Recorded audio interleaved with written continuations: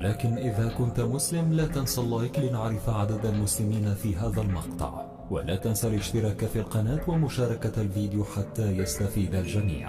إذا كنت مسلما ادعمنا بالإعجاب لمعرفة عدد المسلمين في هذا الفيديو. إذا كنت مسلما ادعمنا بالإعجاب لمعرفة عدد المسلمين في هذا الفيديو. إذا كنت مسلما ادعمنا بالإعجاب لمعرفة عدد المسلمين في هذا الفيديو. الأعياد هي من الدين، هي من الشرعة، ولذلك تجد أن كل قوم يحتفلون بعيد. إذا سألتهم لماذا حددتم هذا اليوم بالذات على جميع أيام السنة لذكروا لك سببا دينيا. اذهب اليوم إلى البوذيين ستجد أنهم على كثرتهم وهم فوق المليار يحتفلون عندهم بأعياد. اذهب اليوم إن شئت إلى الهندوس ستجد أنهم يحتفلون بأعياد.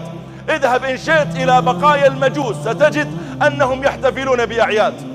وكذلك اليوم النصارى يحتفلون بأعياد، اليهود يحتفلون بأعياد. ولو سألت كل واحد منهم لما حددت هذا اليوم لذكر لك سببا دينيا فيحدثك البوذيون بأمر يتعلق ببوذا، بأمر مفرح، فهم يحتفلون بهذا اليوم تحديدا. ويحدثك الهندوس بالبراهمة بإلههم الذي يعبدونه، وهم يحتفلون بهذا اليوم تعظيما لهذا الإله. ويحدثك اليهود بأمر يعظمونه في دينهم، ويحدثك النصارى بأمر يعظمونه في دينهم.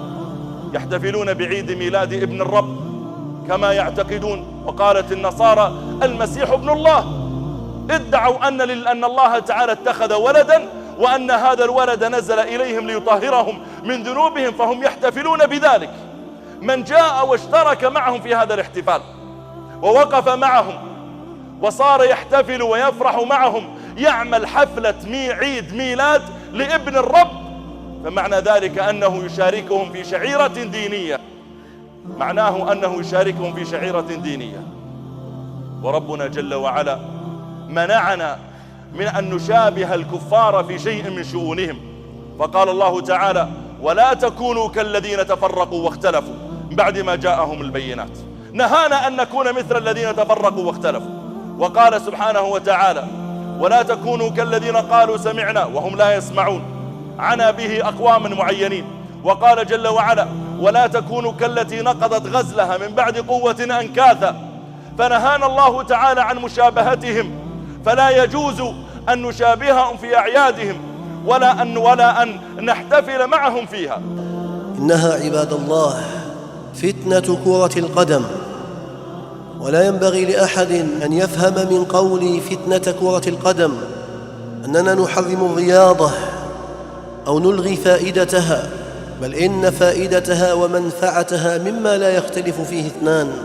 ثم إنه كما قال أهل العلم إذا كان المسلم يمارس الرياضة ليستعين بها ويتقوى على عبادة الله عز وجل فإنه يكون شيئا حسنا ومطلوبا، ولكن سميتها فتنة بسبب ما احتف بها من المساوئ والمنكرات وما قارنها من المفاسد والمحذورات التي تجعل متابعتها ومشاهدتها من الأمور المحرمات. ومع كثرة ما في كرة القدم اليوم من المفاسد والمحاذير، إلا أنك تجد أكثر المسلمين في غفلة عنها، وما ذلك إلا كما قال القائل يقضى على المرء في أيام محنته حتى يرى حسنا ما ليس بالحسن. ويدلكم على خطورة هذا الأمر وعظم البلية بهذه الفتنة أن بعض هذه المحاذير التي أشرت إليها تقدح في الاعتقاد فتهدد عقيدة المسلم. لذلك وجب التنبه لهذا الأمر والحذر من الوقوع في مساوئه. وقياما بواجب النصح أذكر عباد الله شيئا من المحاذير والمفاسد التي اشتملت عليها كرة القدم بالصورة التي هي عليها اليوم. فأول ذلكم عباد الله كشف العورات، لأنه من الأشياء التي يلزم بها اللاعبون لبس الثياب القصيرة التي تكشف عن الفخذ، والفخذ عورة كما ثبت في الأحاديث الصحيحة عن نبينا صلى الله عليه وسلم. ورد هذا من طرق عن عدد من الصحابة أن النبي صلى الله عليه وسلم قال: الفخذ عورة. من ذلك ما رواه أحمد وأبو داود والترمذي من حديث جرهد الأسلمي رضي الله تعالى عنه قال: جلس عندنا رسول الله صلى الله عليه وسلم، يعني في المسجد، لأنه كان من أهل الصفة. قال: وفخذي منكشفة. فقال له النبي صلى الله عليه وسلم: أما علمت أن الفخذ عورة؟ أنكر عليه النبي صلى الله عليه وسلم إبداءه لفخذه بقوله: أما علمت أن الفخذ عورة؟ وفي رواية: يا جرهد غط فخذك فإن الفخذ عورة. وإذا كان كذلك فإنه لا يجوز للاعب أن يظهر شيئا من عورته، وإذا فعل فإنه لا يجوز للناس أن يشاهدوهم على تلك الحال، وهذا مما تساهل فيه أكثر المسلمين اليوم. من هذه المفاسد أيضا أنها تصد عن ذكر الله عز وجل وعن الصلاة. ويكفي أن نعلم مقدار الأوقات التي يضيعها أهل الإسلام في مشاهدة المقابلات وتتبع ما يصاحبها من الأحداث. ساعات كثيرة تضيع من عمر المسلم وهو في غفلة عن ذكر الله عز وجل، بل إن الشر يعظم والضرر يكبر إذا أوقعت المسلم في ترك الصلاة أو في عدم شهودها في المسجد، وهذا يقع كثيرا. كثير من المسلمين يخرجون الصلاة عن وقتها لأنه في الملعب يشاهد المقابلة، وقد يقول: لا أجد مكانا أصلي فيه. وهل خلقك الله عز وجل للهو واللعب أم خلقك الله تعالى للصلاة؟ حتى ترى في ذلك المعارضة.